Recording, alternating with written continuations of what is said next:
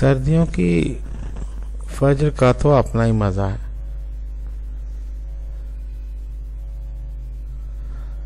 اذان اتنی واضح ہوتی ہے جیسے اپنے گھر کی چھت پر دے رہا ہو کوئی. بندہ تہجد کے بعد سو گیا ہو تو الارم کے بغیر ہی جاگ اٹھتا ہے.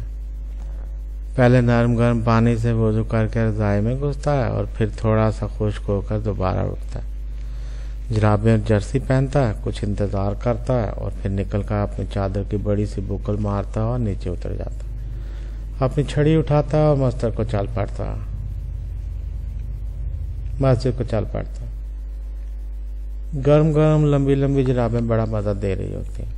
منہ سے نکلتی ہوئی بھاپ, چادر کی بکل, چھڑی کی ٹک ٹک کا ایک اپنا ہی سما ہوتا ہے. مسجد کے دروازے سے اندر داخل ہوتے ہی گرمائش اور نیک کا احساس اسے بکل سے تھوڑا باہر جھانکنے کا موقع دیتا. وہ اپنے جوتے دہلیز پر ہی اتار دیتا ہے اور جرابیں پہنے ممبر کی طرف چلنے لگتا.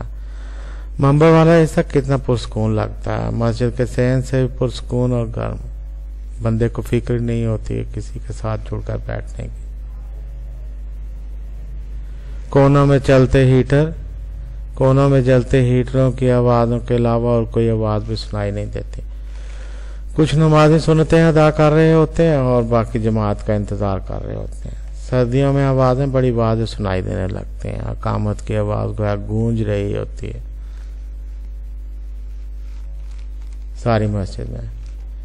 کیسی پیاری قرات ہوتی ہے اور کیسی پیاری آواز. ہر چیز آہستہ آہستہ سی, سوئی سی, خوابناک سی, کسی اور ہی دنیا کی سی. مسجد کے در و دیوار, مسجد کی قرآن کریم والی الماریاں, مسجد کے قالین. بندہ تشہد میں بیٹھتا ہے تو گدگدی کا ایک خوبصورت سا احساس اس کے سجدوں کو اور بھی مزیدار کر دیتا ہے. تسبیح اور رات کے لیے چوکڑی مار کر بیٹھنے کی ضرورت ہی محسوس نہیں ہوتی.